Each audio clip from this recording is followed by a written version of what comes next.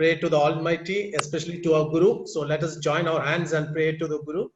Om Guru Brahma Guru Vishnu Guru Devo Maheshwara Guru Sakshat Param Brahma Tasmai Sri Gurue Namaha. Om Sri Narayana Parame Guru Namaha. Om Sri Narayana Parama Guruve Namaha. That is the Mula Mantram. Yes. Thank you so much for that. So, good morning, all of you, and welcome to the 10th session of Guru Anugraham. So, we don't know how fast it has come to the 10th. Each one of us has been so memorable. I know from the beginning we have many of you who are here today, and I am sure each one of you definitely have a lot of insights, a lot of sharing, and it's been a good journey. And today is our 10th day. So, let us really take this forward and looking for a wonderful session today. And it's my privilege to introduce today Dr. Siby K. George. So to talk a little about Dr. Siby. So he's been engaged thinking Narayana Guru's Advaita of the other. So Dr. Siby K. George is the professor of philosophy at the Department of Humanities and Social Science, Indian Institute of Technology, Bombay. He was assistant professor of philosophy at the National Institute of Technology, Silchar.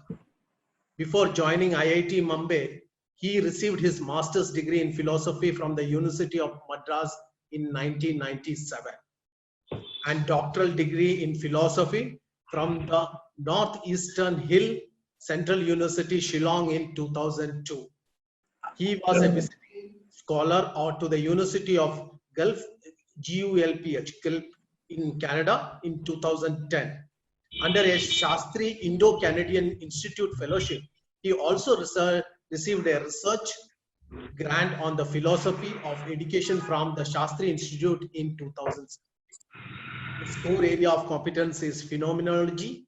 He has written on development, technology, education, pain and dying, and social and political ethics from a phenomenological perspective. He has authored the book Hedger and Development in the Global South, Springer 2050, and co-edited Cultural Ontology of the Self in Pain, Springer 2016, and Teaching in Unequal Societies, Bloomsbury 2020. He contributed the article authoring the same Narayana Guru's Engaged Advaita for the third volume of the series, Backwaters Collective on Metaphysics and Politics, which is currently under preparation. He is involved with Sri Narayana organizations in the initiative of starting a course on Sri Narayana Guru's philosophy in the philosophy department of Mumbai University. It's my privilege, and on behalf of Guru Anugraham, I would like to welcome Dr. Siby K. George to take it over, and we would like to hear from you your insights about Guru. So this is the current book that is just out, Teaching in Unequal Societies, edited by me and a few colleagues. Thank you, Jija ma'am, for this kind invitation. Thank you, Anish Damodaran of the Backwaters Collective, for introducing me to this vibrant, wonderful, mainly spiritual group of people who are seekers in the path of Narayana Guru. My aim in this particular talk is to propose a philosophical reinterpretation of the thought of Guru in the light of the philosophy I know, contemporary phenomenology. Now, I also keep in mind that Sri Narayana Guru is the father of Renaissance in Kerala. We call Kerala Navodhana in the late 19th century and early 20th century. So in all this, my main aim is to provide a slightly different reading of the socio-political adaptations of Advaita Vedanta in the late 19th and early 20th century. by several other figures as well, like Swami Vivekananda and Sri Aurobindo. But our focus today is mainly the philosophy of Sri Narayana Guru. In this, I mainly keep in mind a criticism raised against this adaptation. That is, as a socio-political or practical position, this philosophy is imperfect because of its inherent unificatory or assimilative or difference-blind logic. That is what the critics say. I will elaborate on all this as we go along. As for an introduction, I will also refer to a controversy among scholars whether Narayana Guru is purely an Advaitin, they ask. And I look at this controversy in the following way. I look at the inescapable Advaita accentuation or emphasis in his writings and life after the 1888 Aruvipuram Edava Shiva consecration incident. And putting all this together, I suggest what I am calling an Advaita of the other. So this talk is titled Engaged Spirituality, Narayana Guru's Advaita of the Other. I have 4 parts to this talk, small parts. The first one is titled Self and Other, Current Philosophical Positions. The other in philosophy means whatever is other than consciousness, other than self-consciousness. So about the relation between self and the other, what is the current philosophical position is the question. Philosophical inquiry generally starts from the self because the self is the known and familiar terrain. There's no controversy about the self, generally speaking. This is also so in the Upanishads. One example from the Brihadaranyaka Upanishad, chapter 2, part 4, verse 5. We read, Atmanasve are darshanena shravanena matya vijnanena idam sarvam viditam. That means all this is known by seeing, hearing, thinking, understanding, vijnanena, the self. Now, this is also the position in Plato, who is supposed to be the originator of Western philosophy in 5th century BCE. This has been so in Western philosophy right from Plato till 20th century. Famous philosopher Martin Heidegger also holds this view. So whatever is opposed to the self is the other. One example I'll give is the German philosopher Husserl, who, while discussing the philosophical concept of the other, he is emphasizing in a book called The Cartesian Meditations in 1929. I'll just read a small quotation.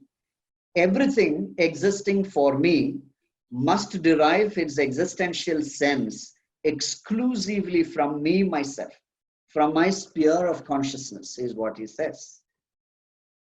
Now, this point of view of the self, which is there till 20th century, is opposed by a French philosopher called Emmanuel Levinas, who died only in 1995. Now, Levinas is a special philosopher because he is a Holocaust survivor. He says all philosophies of the self, they lead to assimilation, totalization of difference, totalization of otherness. So from this point of view, he criticizes whatever is considered as other or universal, whatever is considered as the universal is in some sense my universal. So he says this kind of philosophy leads to the logic of resemblance, familiarity, homogeneity. It privileges commitment to those who are in some way my own, my caste, my creed, my community, my religion, camaraderie, family, nation, race, ethnicity, he goes on. So I'm just telling you before we go to the philosophy of the other in Narayana Guru, that there is an attack of unity philosophies in the 20th century.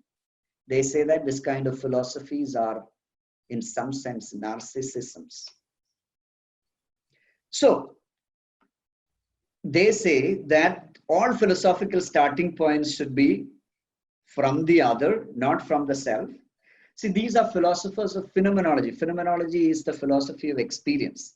So they think of consciousness as always connected to an object. Consciousness is always consciousness of something. It is always directed to an object. So there is no objectless consciousness for these philosophers, unlike Advaita. So they say that the content of consciousness is always not the self, or although the self is thinking, the content is the other. So one example, a philosopher called Derrida, Jacques Derrida, French philosopher, who started as a phenomenologist and then went to something else. He says, I think, therefore I need the other in order to think. So my mere thought is a thought of the other. I think, therefore, the possibility of friendship is lodged in the movement of my thought, insofar as it demands, calls for, desires the other. The idea is, when we think, we are thinking of something other than ourselves. Therefore, the possibility of friendship is lodged within our very act of thinking itself, is what he says.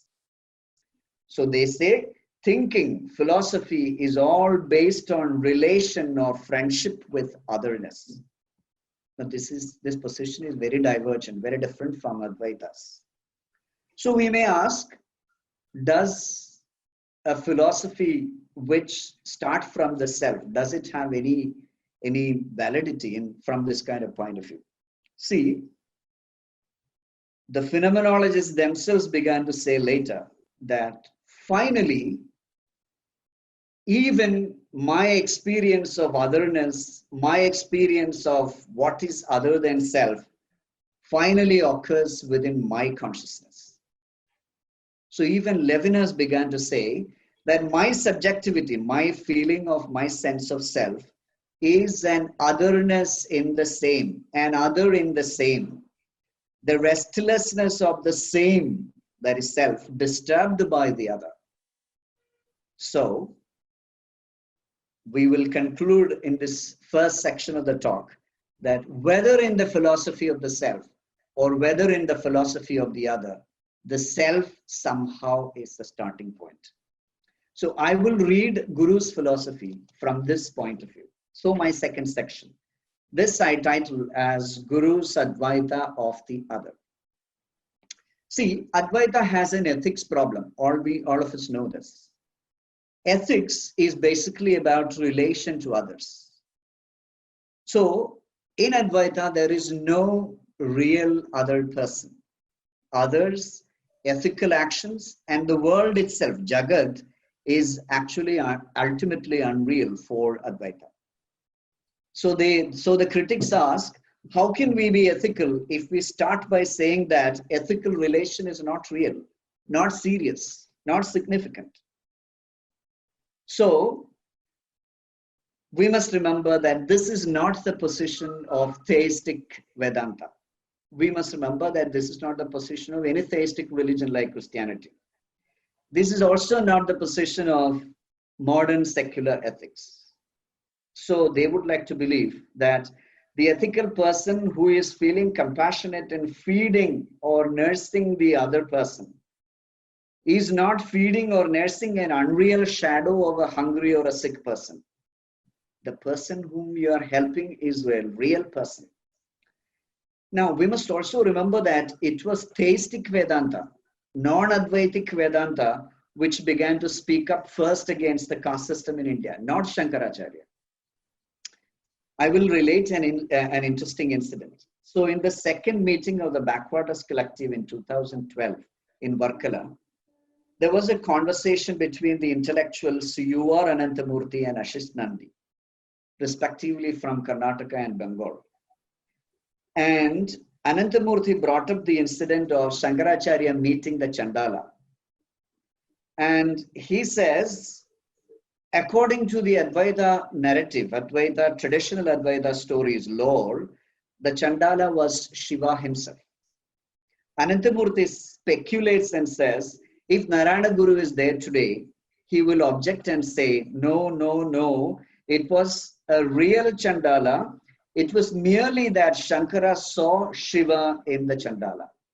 And he adds, this is another kind of politics, spiritual politics.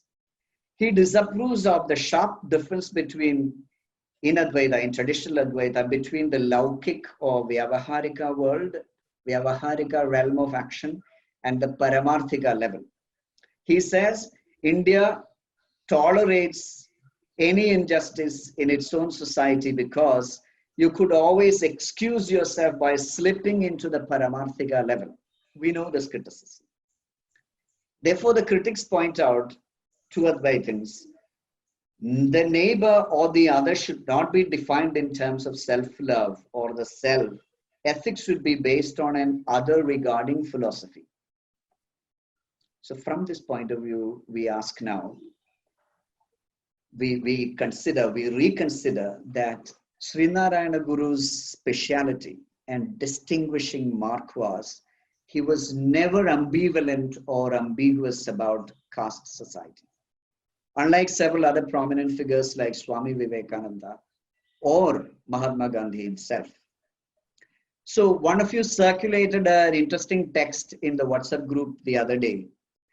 And this is a letter that Gandhi wrote on the 23rd of April 1925 after meeting Guru on 13th March 1925. So after that meeting, Mahatma Gandhi came to Madras and gave a talk there, and it appeared that he supported the caste system in that talk. So an admirer wrote to Mahatma Gandhi criticizing him for doing so. So in that particular letter, which was circulated in your group, which I checked up in the collected works of Mahatma Gandhi, there Mahatma Gandhi is writing that Swami Narayana Guru does not need to be called a Brahmin in order to enable him to be so. What he is reported to be, a Sanskrit scholar. So he doesn't need to become a Brahmin in order to be a Sanskrit scholar. He who performs the duty of a Brahmin will easily become one in the next incarnation. But a translation from one Varna to another in the present incarnation must result in a great deal of fraud, is what Gandhi says. He continues, the natural consequence must be the obliteration of Varna, caste. I have seen no reason to justify its destruction. So he finds no reason in going against the caste system in some particular version of caste system. Now, we know that Narayana Guru doesn't agree with this. So that was the bone of contention between these two great figures. Romain Rolland, the great Nobel laureate and French literary figure and intellectual, he speaks of Narayana Guru's philosophy in this way.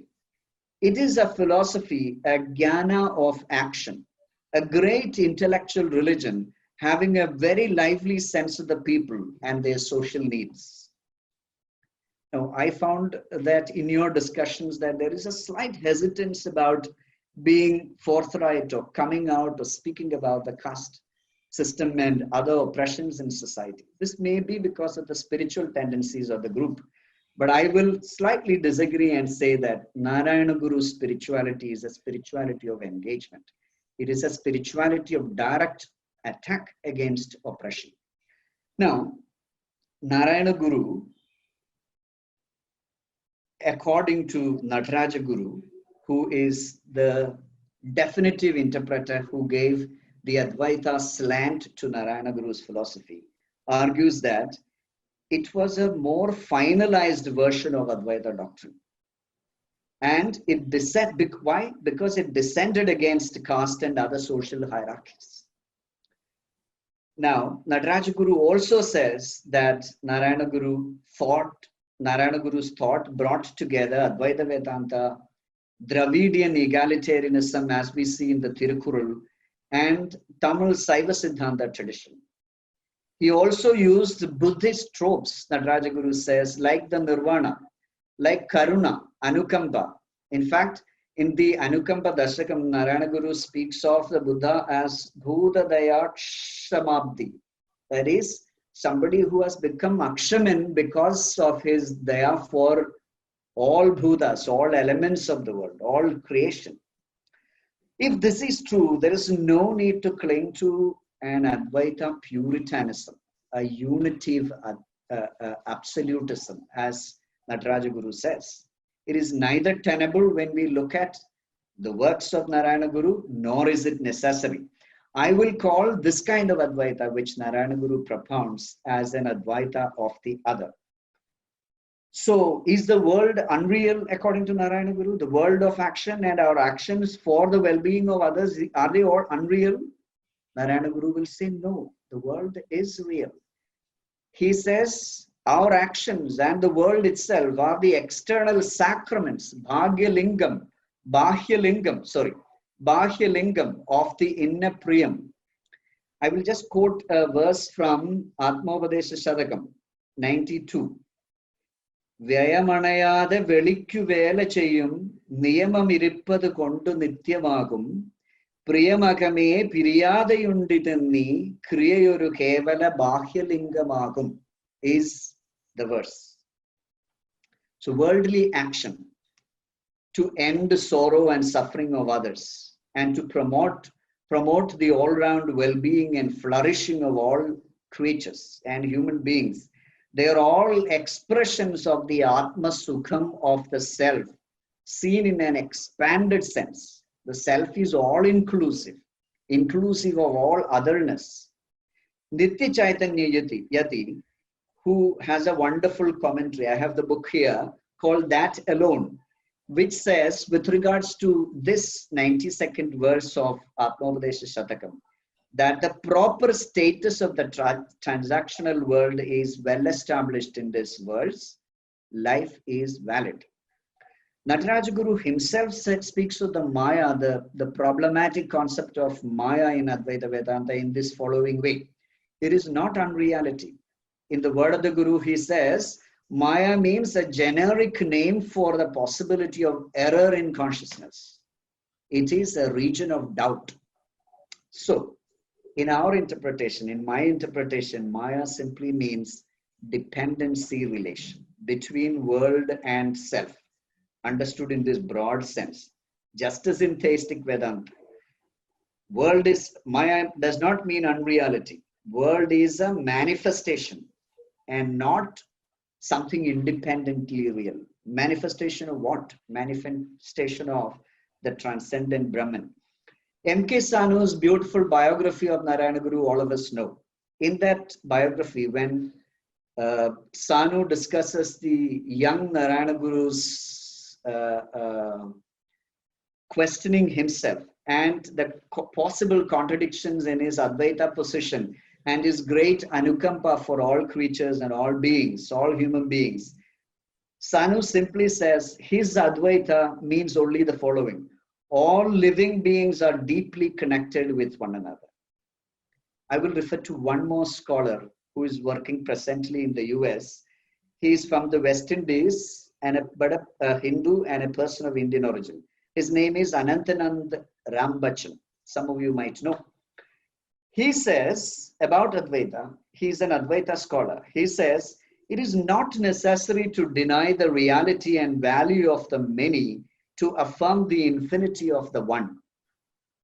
Not to, or Advaita, is not to be construed simplistically as one.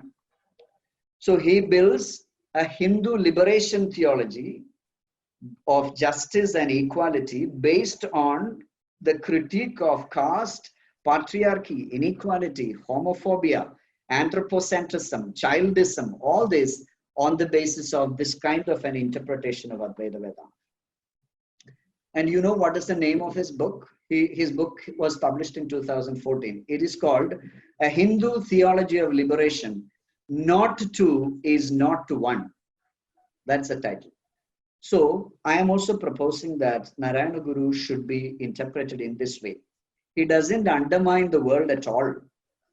So according to our interpretation as of now, the world of karma and bheda, difference, is real Vikshepa Shakti. Vikshepa Shakti means the projection of consciousness.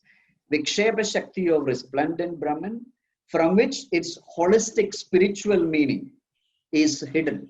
And that hidden aspect is generally called in Advaita Avarana Shakti, covering. Now, this is very similar to the modern phenomenological position, where they say, from everything meaningful that we perceive or conceive, the larger frame of meaning is hidden. I can't dwell more on that, but that's the idea. Now, therefore, the Advaita of the other simply means not two-ness. It means otherness is constitutive of not two or Advaita consciousness. It means a cosmic trail of spiritual connectedness pierces all beings. As Yati reports in that book, in the preface to that book, Guru's statement to a disciple, wave and water are not two. Wave and water are not two. Now, I will dwell in the rest of the talk on two strategies to justify this kind of a reading of Narayana Guru's work and life. Now, so I come to the third part. This third part is titled Self as Other Than Any Aham or Anya. I'm trying to argue that the kind of self that we have in Advaita Vedanta, especially of a Narayana Guru variety, is something where our usual understanding of self-interest, selfishness, all that will take a backseat. It is not aham consciousness. It is not simply also other consciousness, anya. So, Advaita or not two consciousness is not usual empirical awareness of aham consciousness or ego awareness in its self-interested ways of usual transactions in the jagat, in the Vyavaharika world. It certainly is a higher reflective ethical stage of consciousness. And it has nothing really to do with the self-interested, egoistic, everyday ways in which we behave in a phenomenological sense. Now, what is the phenomenological sense? That is from the stance of an objective description of a subjective experience. I will quote from Atmopadesha Shadakam, the last verse, which says, Adumitu malla sadartha mallaham satchittamrudamennu telinyu sadasaditi pradipattiyetu sattomrudi mriduvai amarnideyanam. So this is the message with which Narayana Guru ends the famous treatise.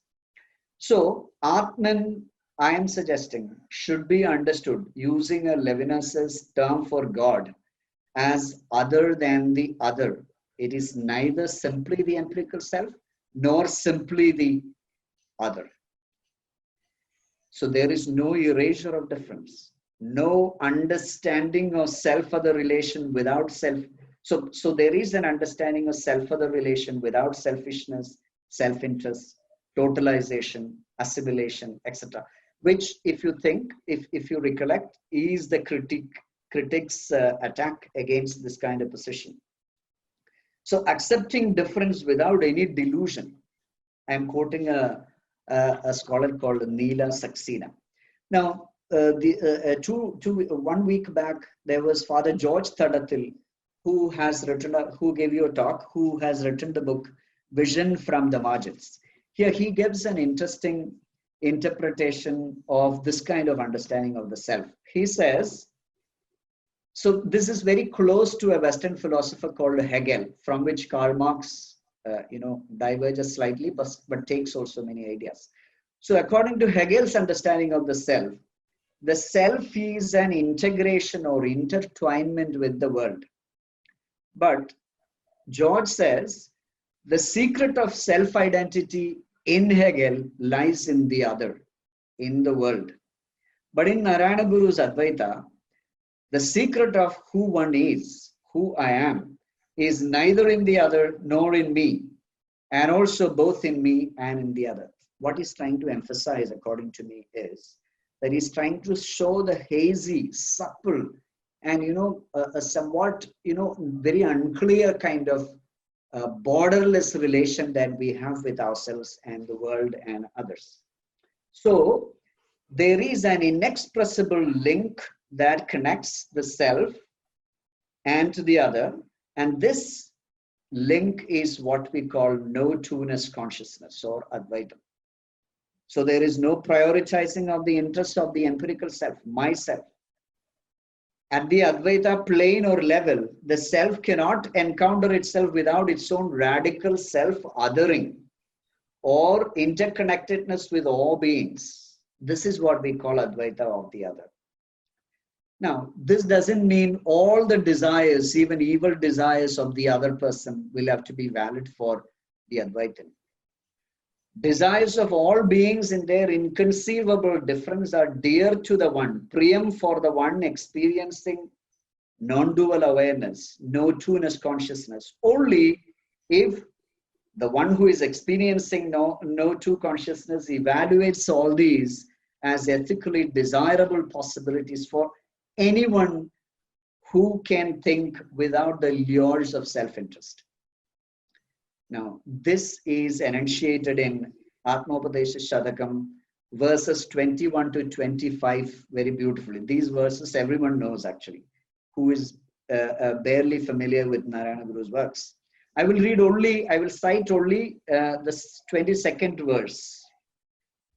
Priyam avarende aden priyam swakiya priyam avara priyam iprakaramagum nayamadinale narenu nanma nalgum kriyam kriya avara kriya heduvai varenam. That is the verse. Therefore, I come to the fourth and the last part of the talk. This part I have titled as self-othering, gestures of understating the self. Understating means putting the self back a little. Now, what is the modern idea of equality? The modern idea of in modern terms of equality, we are not speaking about human beings as, identical cakes of soap coming out of a factory. That's not the ideal of equality. Then what's the ideal of equality? Equal freedom and real opportunity to flourish differently for all people. And this flourishing differently should be without harming others, is the modern ideal of equality. I would like to argue that this very ideal of equality is seen very much in the works of Narayana Guru and in his teachings. And Guru's life and teachings are an attempt to foster the idea of equality in this sense from an ethical stance of the awareness of no-two consciousness. A consciousness pierced by an otherness, totally alien to self-interest and oriented to the well-being of all beings. Now, he practiced this in his life. Earlier, I was speaking about his works. He practiced this in his life. Now I want to focus a little on his life. How? By way of an interesting emphasis on understating or de-emphasizing the self, which is one's empirical ego. So I will quote several instances from Narayana Guru's life with regard to this. In Sanu's biography, at one point, he reports that sometimes Dr. Palpu, all of you know Dr. Palpu. Dr. Palpu even scorned at Narayana Guru's gentle methods as resembling those of the cunning Brahmin, the mischievous Brahmin. And Narayana Guru only smiled disarmingly because he knew Dr. Palpu so well, his intentions, his sincerity, and his commitment. So he could have attacked and got angry with this man, but he did not do that. That's a kind of self-understating. Another instance, when Vagbhadananda, the Advaitin, who went against idol worship, this you will know, he criticized Narayana Guru for installing idols. And Narayana Guru, when he met him, and when Vagbhadananda brought up this, Narayana Guru immediately was surprised and he says, Namukku vendiyano naam idu cheyyunnathu. Is it for ourselves that we do it? So, he set aside even doctrinal purity for the sake of others. For the sake of those who, sometimes cannot come to certain, intellectual levels of understanding the world, but they understand the world and they go the ethical way which the one who has understood the world also should follow from a different perspective. Sometimes Narayana Guru even made a statement of his egalitarian beliefs through the public performance of his failure to convince his followers, convince others. But he did not force these beliefs on them. The real example is regarding the acceptance of the lower castes into Irava temples. These are well known to you. Therefore, he usually followed a non-confrontational approach. One example I will quote is from Sanu's biography. In 1905, Narayana Guru promulgated certain advisory for his helpers. And I will read, the tone of preaching should not hurt those who consider themselves as lower castes. It should not incite anger in those who consider themselves as higher castes. People should be inspired to work for the development of those who consider themselves as lower castes, unquote. He welcomed believers in other religions and even atheists to his group of sannyasas. He was generally tolerant, very witty, secular spirited, and gently critical in his approach to social practices and social injustice. There are instances where Narayana Guru praised the British for making sannyasa possible for a Shudra like himself. His hospitality towards other castes, especially the Dalits, is well known. So there was a self-questioning attitude in Narayana Guru with regards to the question of religious conversion. He did not like the dogmatic worship of what is one's own. This is self-othering. This is self-understating. There is a scholar called Leela Gandhi. She is a great grandniece of Mahatma Gandhi. She has written a book called Affective Communities in 2009. Here, she's trying to connect the philosophy that I'm speaking about, the philosophy of the other and phenomenology and all, to Indian ideas, which also we are speaking about now. In one place, she writes like this: to pluralize the self. So these philosophies mean to pluralize the self and apprehend it in and as all creatures, all things. Atmaupam yena sarvatra. This is a quotation from the Gita, Bhagavad Gita, chapter 6, verse 32. It means everything is like the self. Narayana Guru also did not shy away from reasonable social critique, though in a non-confrontational way. For example, once a journalist approached him and asked him that why is he not following Gandhi in Gandhi's particular version of caste system. And Narayana Guru immediately said, no, in that particular idea, I do not want to follow Mahatma Gandhi. The journalist persisted. He said, some advocates of the caste system say that caste helps you to improve your skills over generations of working in the same kind of work. You know what Narayana Guru said? He said like this, I quote, isn't this the view of those who created caste?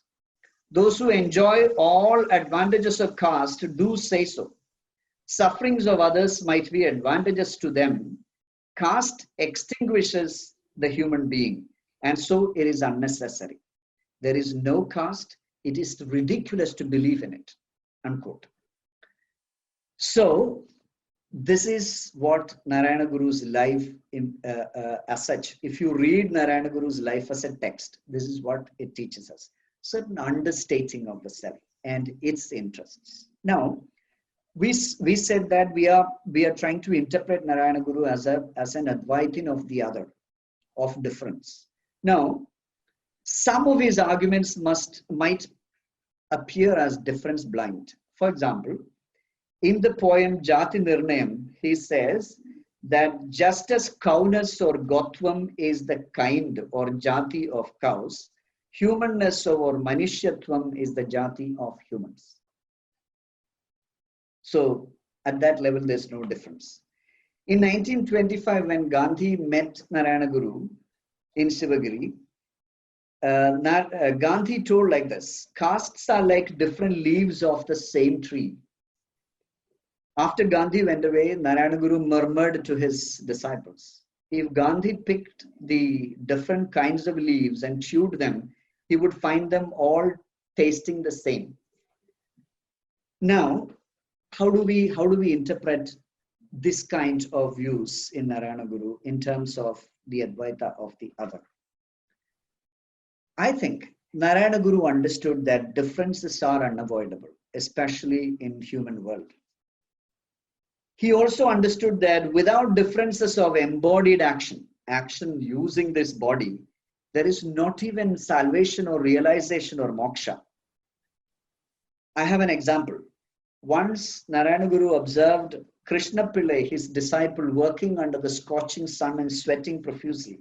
So he told him, for the attainment of all human goods, Purushartha, especially the fourth Purushartha, moksha, we cannot do without the body, although it is perishable, unquote. So, how do we interpret?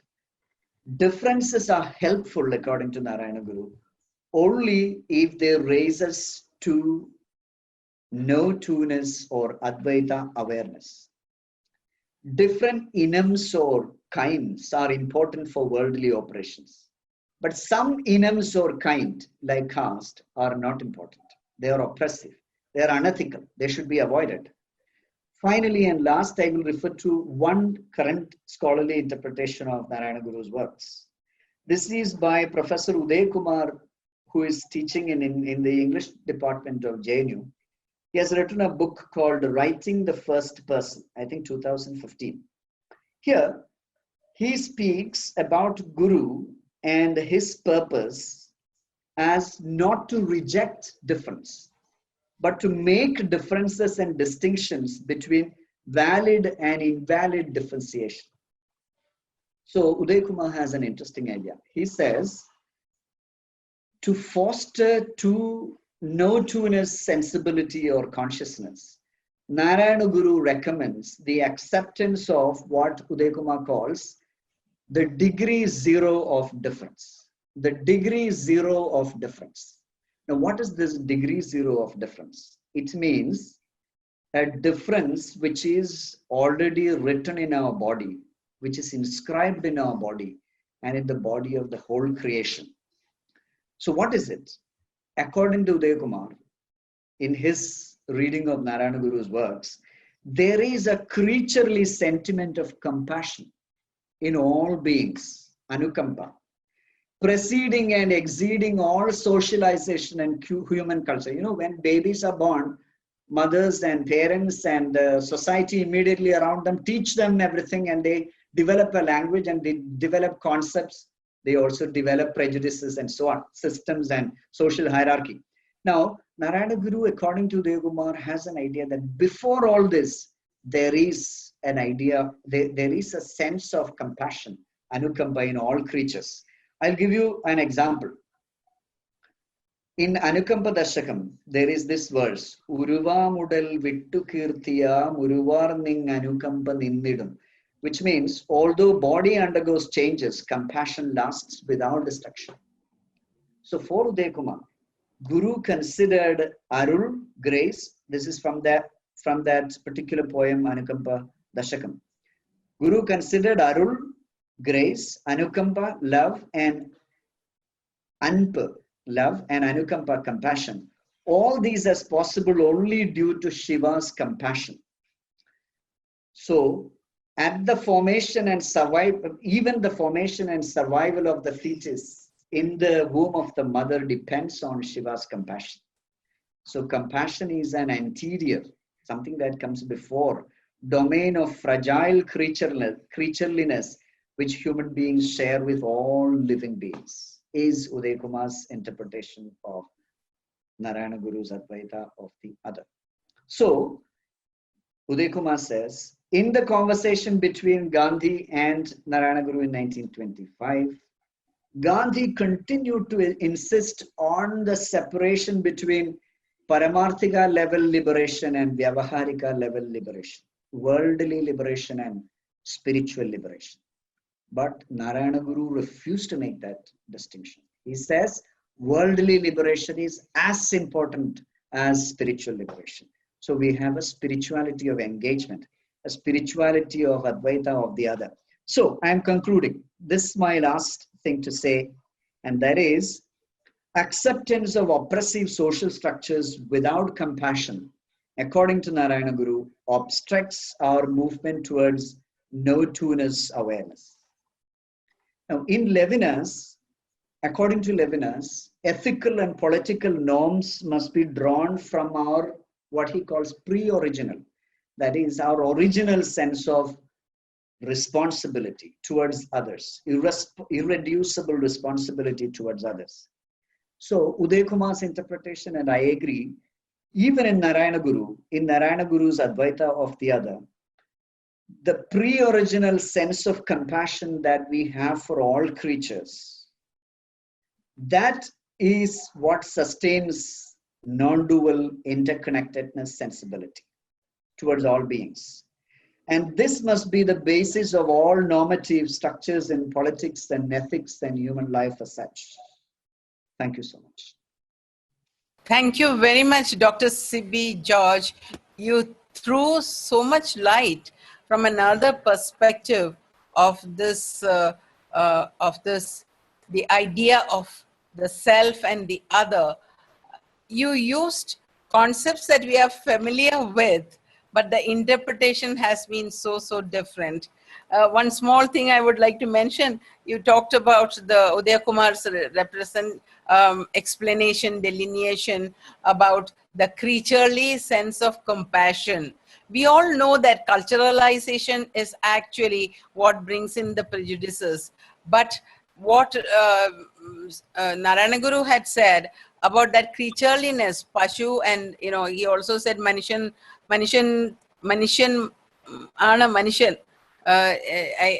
can't get that quotation ready.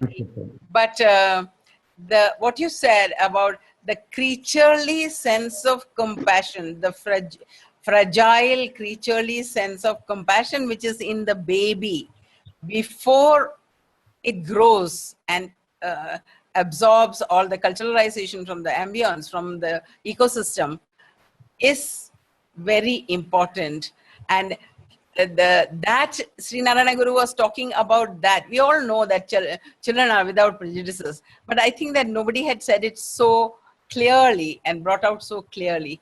And you have also, I mean, you touched upon various aspects of Guru's about the Guru's ideas about caste, about what Guru said about the self, and also what you said about Guru, that he was tolerant, witty, and gently critical of the social practice. That is so true. From an outsider's perspective, in a sense, you are looking at Guru very objectively and from a scholarly perspective, and also from a perspective of the person who is not from the same religion as Sri Narayana Guru's, not Hinduism. And the way you presented everything, from the simple anecdote about how he did not retort to Dr. Palpu, to the philosophy of Advaita, it was really wonderful. I'm sure many people are wanting to ask questions. I can see Vinod Machingal already getting ready to ask a question. I'll leave the floor to them and for you to answer. It was really wonderful listening to you, Dr. Siby. Already admitted. Mr. Siby, I'm Vinod from Bombay. Yeah. See, you have brought lots of arguments regarding philosophy of a Guru. So that's why I just had a thought about that. I never thought before these topics. Okay. Now, for me, Guru's philosophy is as just self-exploration into the Advaita, the extreme. That is finished. Number two, Guru Devan cannot be compared with anybody in this universe for me. Guru is well defined in Gita in one chapter, in one sloga. Lakhs of people try to know about me. In that, only one rare person will come and meet me or know me, like that. So I find Guru is there. And also God revealed that to serve such Guru, you should serve him with respect and with naman, and you should ask questions continuously to get blessings. That is one. Then, Guru is not a material for study. Guru is a divine thing to conceive by everyone. So there is not, when you explore yourself to the Advaita or extreme, there is nothing left for arguing in this world, even though caste or something like that. It is casteism already wiped out by Guru. Now, if someone is going to write it again, it is his mistake. Okay, that's all I have to say. Thank you very much. Very nice lecture. We got opportunity to listen you today. Thank you very much. Yes, Mr. Vinod, am I audible? Yes, yes, sir. Yes, sir. You know, I do understand. My interest in Narayana Guru is basically scholarly. And of course, I am from Kerala. I have great, admiration and, as a cultural icon also, I have great admiration and respect for Narayana Guru and his ideas and his contributions to Kerala Navodhanam. And that's my interest. But I also want to understand how religion, see, there was a time when there was no modernity, no modern science. Everything in the world was looked at from the point of view of religion. If a leaf falls down, there is an explanation from the religious point of view. How God made it to fall down. If there is an illness, there is an explanation from the religious point of view. Oh, it's because of, some inauspicious thing that happened. This was true of medieval Christian Europe. This was true of, India at certain time. We know all this. Now there is another perspective, which is modern scientific perspective, modern scholarly perspective, all this. So we have an introduction of, certain scholarly study of the spiritual figures. And from this perspective, without any disrespect, we find how these very spiritual insights of people and their spiritual mode of entering the world of their time was so important to bring about social changes. In the 17th century in Europe, when modern science came, there was a philosopher called Francis Bacon. He was using all Christian metaphors and Christianity and Christian love of God and other things to advocate why people should accept modern science and its perspective. Narayana Guru, when he entered, for those who are, spiritually practicing and consider his divinity and so on, that perspective is absolutely good and valid. I do not want to criticize that perspective at all. My interest is, but all of you who follow that path and you are seekers within is it not nice for you to realize that, in early 20th century, this figure who came from a very rural Kerala setup without knowing English, see, Gandhi asked him, do you know English? He says, no, I don't know English, but do you know Sanskrit? Was the counter. So this, he was very witty in all these ways. So there was a small figure who became big because of his public action in the eyes of the objective viewer, who does not even share the spiritual world. We all share the spiritual world in some sense, that interconnected sensibility, the Anukampa for all creatures. So these are all spiritual aspects in every religion, in every tradition, in all civilizations of the world. So how he articulated it in early 20th century in a particular way, entering deeply into the cultural history of Kerala, that is what for an objective viewer like me makes him so interesting and so important. That's why I wrote to you in that group that this is the time when we must discuss his ideas in a big way. Yeah, there is one more point I would like to mention. That is, today is the world of artificial intelligence. You know, the lakhs of data are analyzed and programmed to conclude the better solution. Right? You will agree as a professor in IIT. Okay. Now, what Guru has defined, Guru took lakhs of definitions to define Advaita. So no one can miss what is Advaita. If you do not understand one sloga, you go to another sloga. You can learn it if you want to learn. That is one. In Vishnu Sahasranama, there is a one sloga. Again, this Advaita explains. I just want to recite it here, only 4 lines, with your permission. Yeah, this is Vasanad Vasudevasya Vasidham Bhuvanatrayam Sarvabhuta Nivaso Asi Vasudeva Namostude. I will recite once again, more clarity.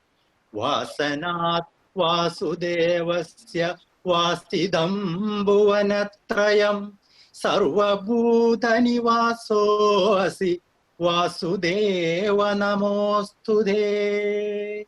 The one God enjoyed the whole universe through different forms, what we feel as a separate identity, which is not, and he's enjoying the whole universal as a Maya drama. Thank you very much.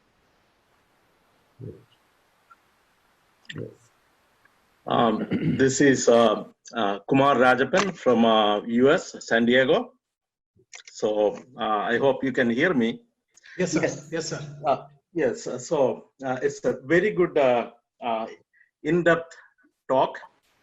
The way you brought some of the Western philosophical thoughts, especially phenomenology, and try to see in what sense Narayana Guru used the word other.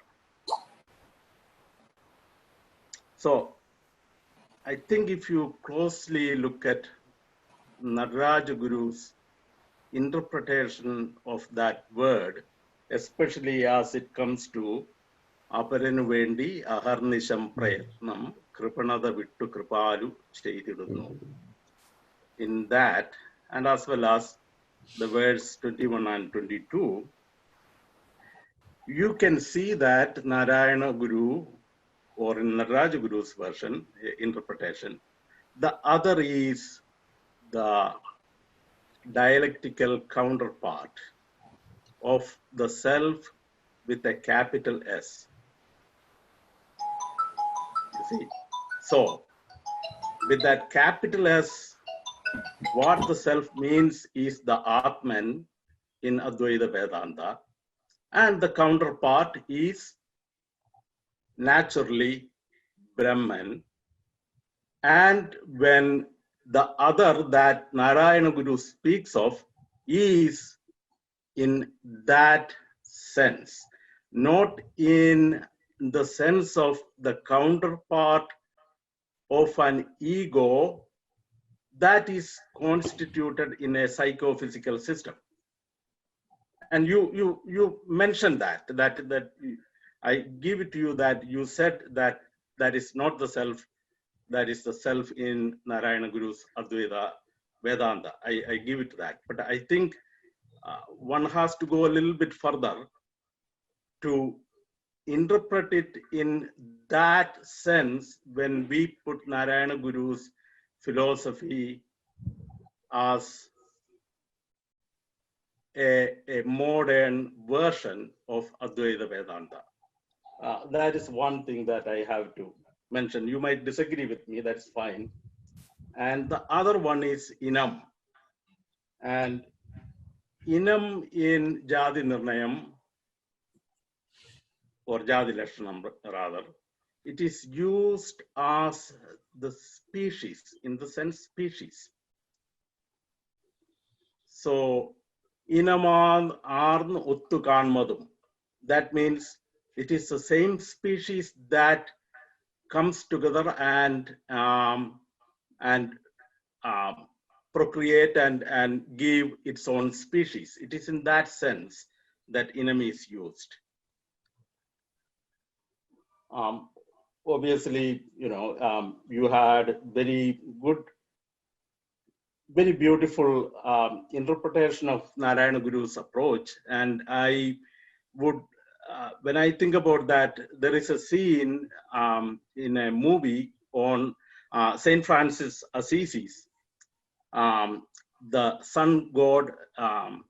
Son of the system, son, brother, son, sister, moon. Brother, son, sister, moon, yes. Where Father Francis goes in front of the Pope and then does a speech. It is almost like a speech on human rights. So Narayana Guru is or was like that. But I enjoyed your talk very much. It's a very beautiful way to, objective way to, and it is, even though people have to be devotional if they want to be, but we have to look at things objectively. I'm a scientist, so that is how I would look at it. Thank you. Okay, so thank you for those nice questions. Thank you also, Mr. Vinod, for the questions. Anybody else? Yeah. No, should I respond? Yeah, sir, please. Or should I take more questions? No, you can reply to the, you can. Okay, so yes, so the self, so, sir, your name, the scientist's name is Mr. Kumar, I can see written, or Mr. Kumar. The problem is, my problem is, Narayana Guru is such a big cultural icon for us. So if we take his Advaita in a very simple traditional logic, how do we meet with this kind of criticism? Yes, from a spiritual point of view, yes, but for this is what your Anantamurthy says, that this taking shelter under the Paramarthika or spiritual level, that differences don't matter there, but other differences are all right.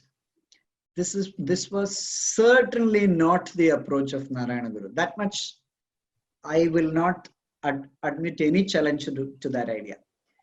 He was not thinking that. That's why his reply to Gandhi is so significant. Whatever it is, I'm not going to say that spiritual liberation is more significant than material liberation. That's a very important break, a modern important break in Hinduism. Similarly, there was break in Christianity and other religions. So with Narayana Guru, that break is complete. So if that break is complete, then how do we look at his Advaita is my problem. So we should not consider the self from a higher point of view, a self which makes from a higher point of view everything unreal and insignificant and not serious. That kind of a self, at least I do not want to see in Narayana Guru's works. And I think there are enough resources in Narayana Guru's works and life to give us an objective interpretation from a slightly twisted Advaita. That is the Advaita of the other that I am proposing. Then the question of Inam, I have not gone really into it. I just took, Uday Kumar's interpretation. I did not go into. So you are saying that the word Inam should mean species, not simply kind. I suppose that's the. Yeah, it is in that sense, that is when it makes sense, because yeah, okay. Guru. But for philosophers, we always think in terms of universality and particularity, whereas you people think in terms of genus and species. So which is correct, which is right. Whereas for us, a universal means a bigger category, which is a genus. But a smaller category is a species, a kind. And finally, there is the individual.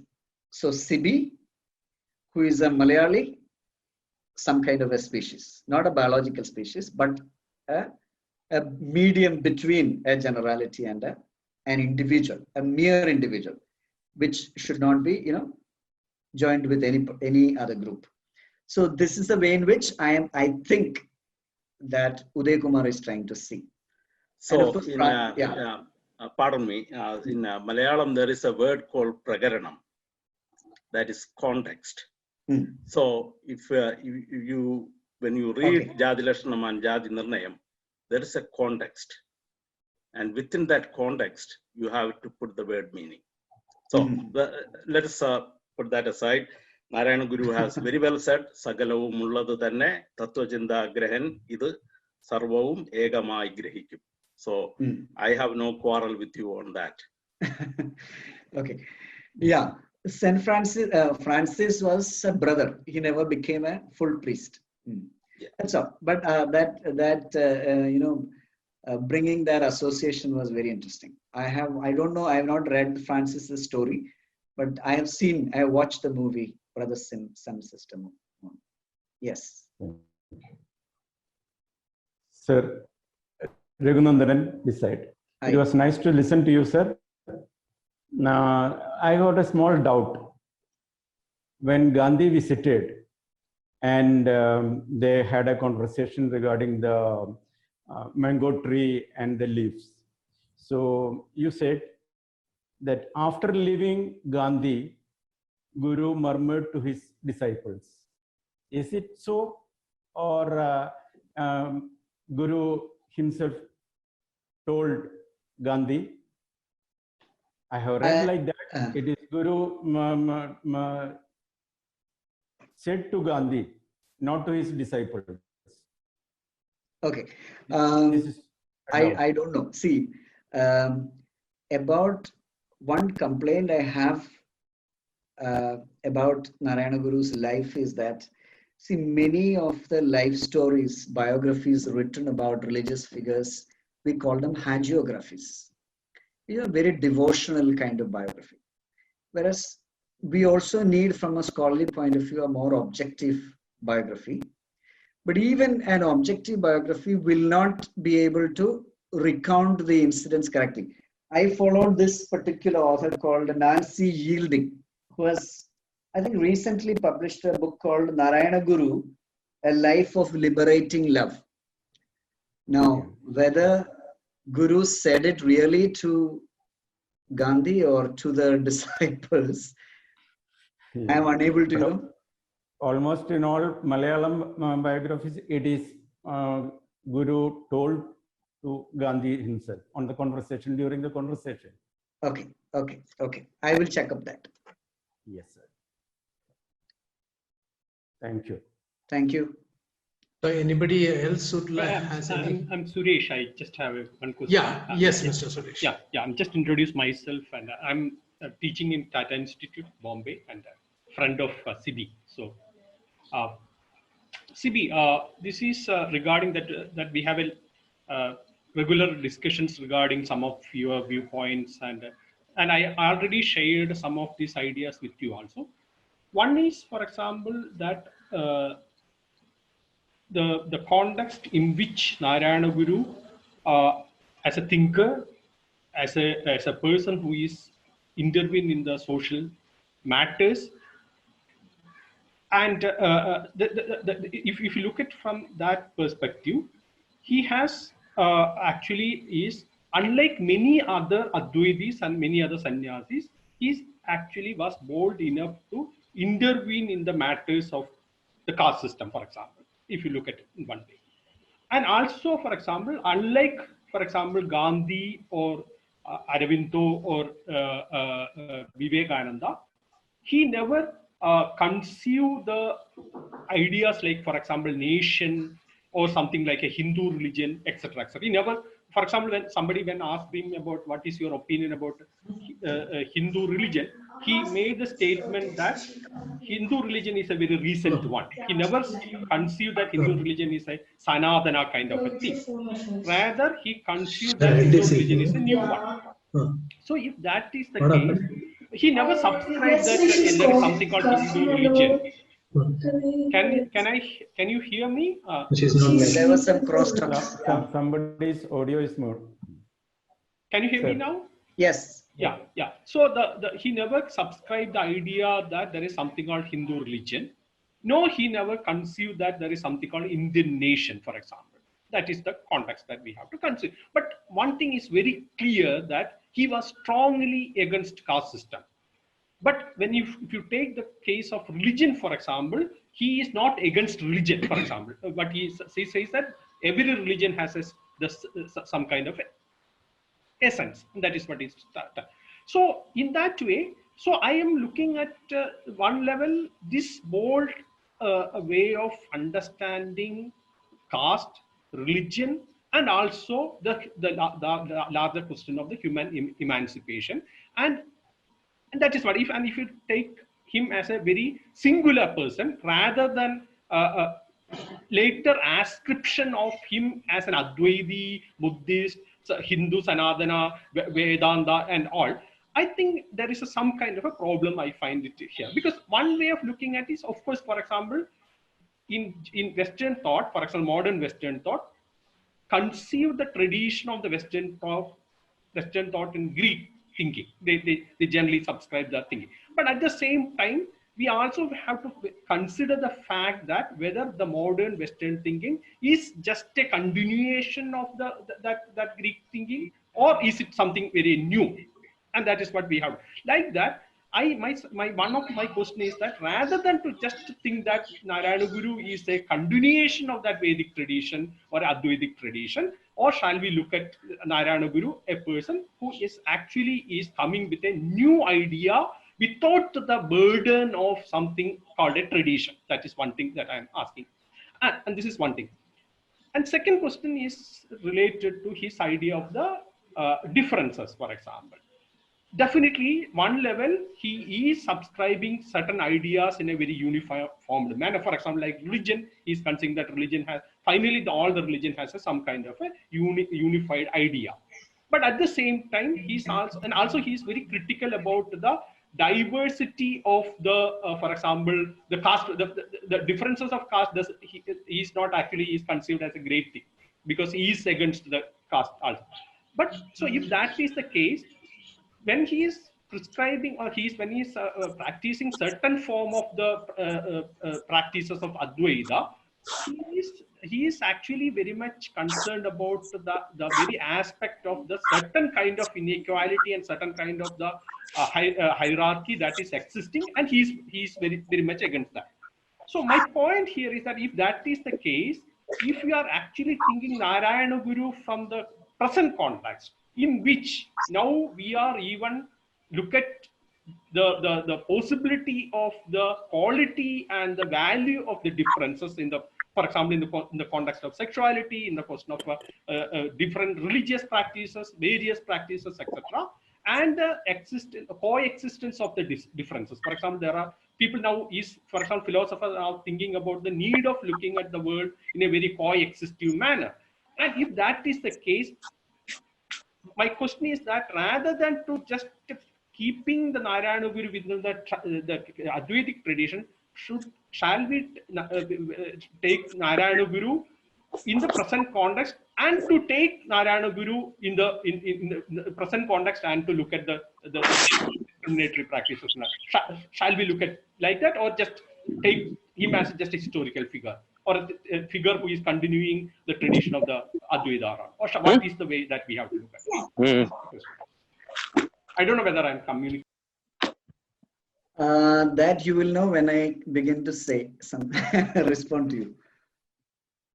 Okay, we know what I was trying to say is that my response will tell you whether I have understood your question. Shall I start? Yes. Suresh, can you hear me? Yeah, you can start. Yeah. Okay. See, So the burden of tradition.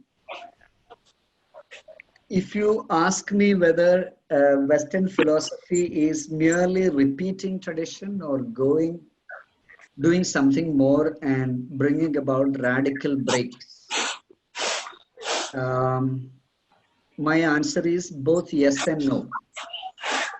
No, in the sense that there is an eagerness in Western philosophy to always go back to the Greek origin.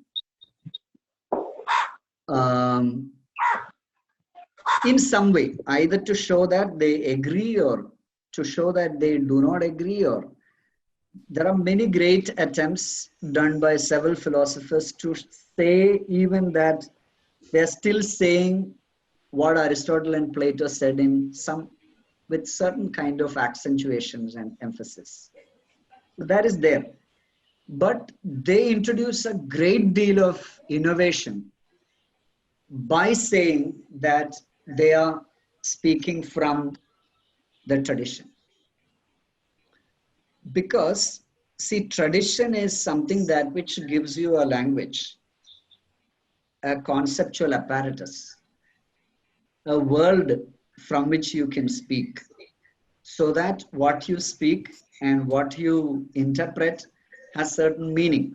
So in the, Suresh, you know all this, that there is a kind of, on the one hand, you cannot speak without tradition, even if you want to do it. On the other hand, if you simply repeat the tradition, then you are not required. You don't need to speak because tradition is already there. Now, great thinkers show their greatness by speaking from within the tradition, but in a very different accentuation or different way. So that's how, Western philosophy progressed, or that's how Western philosophy, on the one hand, always say that there is some connection with the past, but there are also important breaks and discontinuities. And there are philosophers like Foucault and others who will concentrate only on the discontinuities, whereas there are philosophers like Heidegger who will say that they are still speaking from the tradition, even as they introduce important breaks with the tradition. So I look at Narayana Guru as somebody, see, we must also understand he was speaking at a time when, modernity was not embraced in the way in which we are now speaking in India. But to that extent, he was a great transformer, a transformational figure, because for various reasons he wanted to show that he was speaking from the tradition. Though he, for example, towards the end of his life, he was more and more saying that, don't consider me as merely a Hindu figure or merely an Edava figure or anything like that. And he was somehow very eager to show, this is what I mean by understating of the self. Unlike many other religious figures, he was very, very eager to show that he did not belong merely to one tradition or one community or one group. And that's a very great difference that we find in Narayana Guru. As far as the difference that he introduces from within the tradition,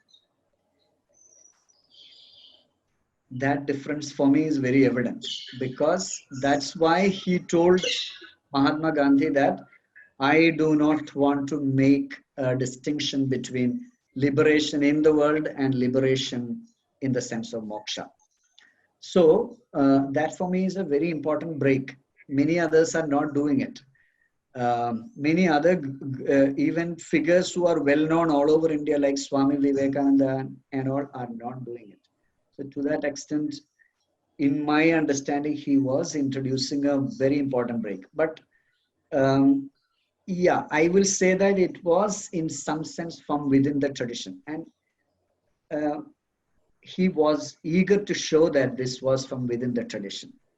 And there was certain sense and certain salience with which we can see that he was speaking from within the tradition.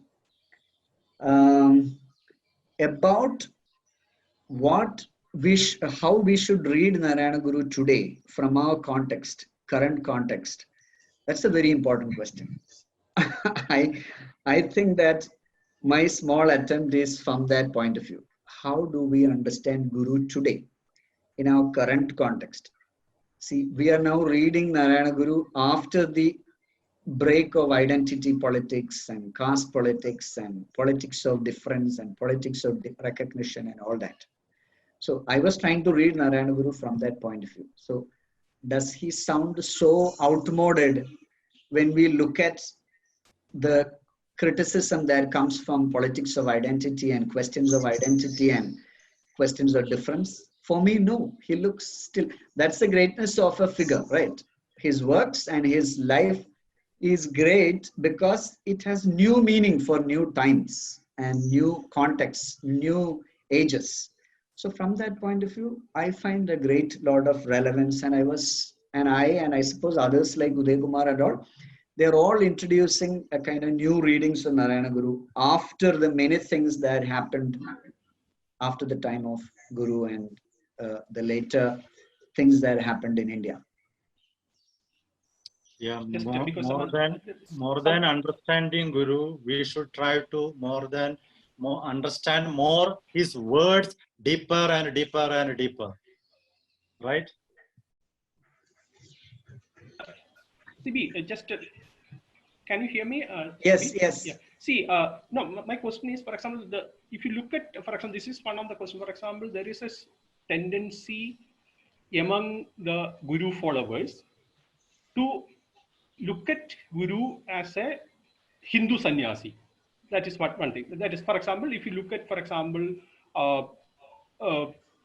Vivekananda or even Gandhi, for instance, definitely Gandhi is talking in the whether there will be kind of a contestation whether Gandhi is a Hindu or not. But the thing is that mostly Gandhi is talking from the perspective of the so-called Hindu religion that is emerging in that particular period.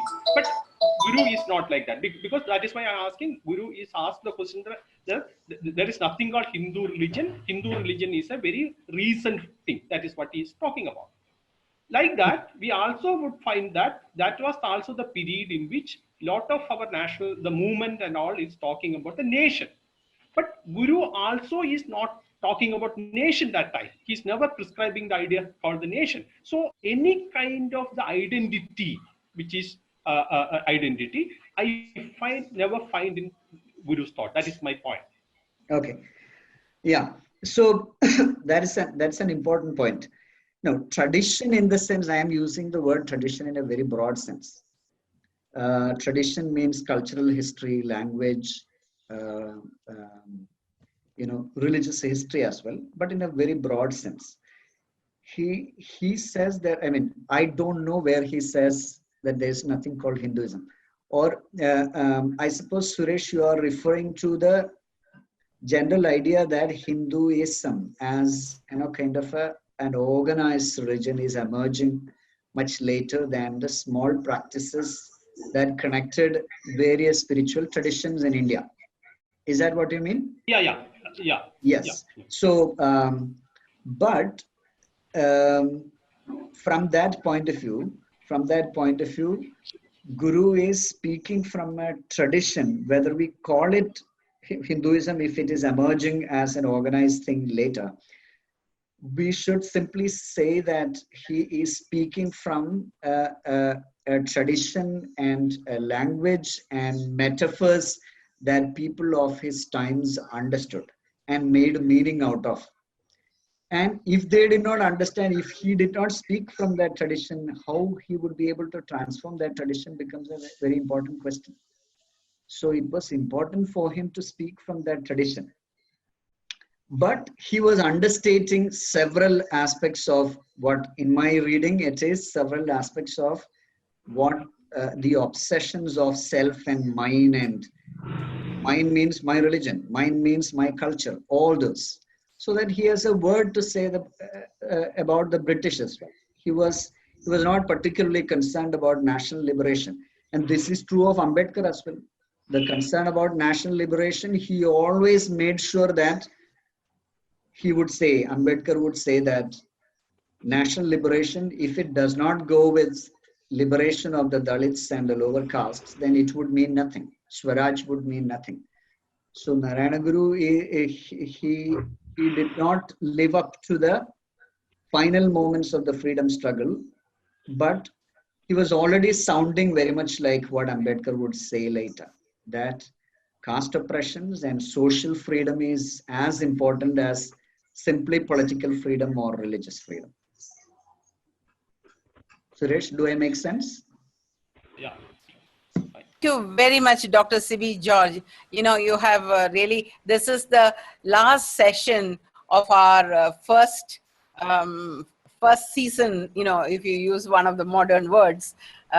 We are taking a small break, 1 week definitely, maybe 1 month. So this was a beautiful winding up session that you presented us, and very, very heartening to note that through all the arguments and through all the discussions and through everything, the bottom line is that Sri Narayana Guru, though he talks about all this, the turn of last century, he is so fresh and current.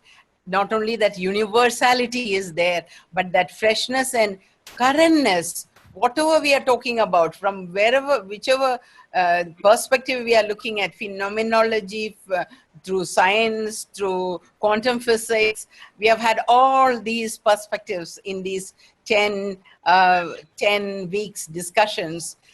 Wherever you turn, you don't find him outmoded or outdated.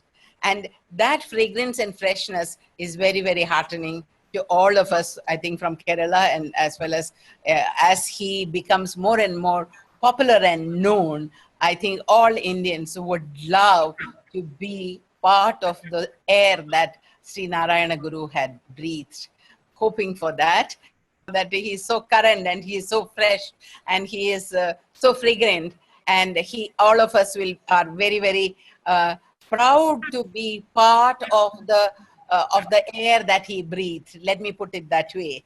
And I hope that knowledge about him and his philosophy and his outlooks. I did a series with Dr. Shashi Dharan, former Vice Chancellor of Calicut University, who talked about Sri Narayana Guru and quantum physics.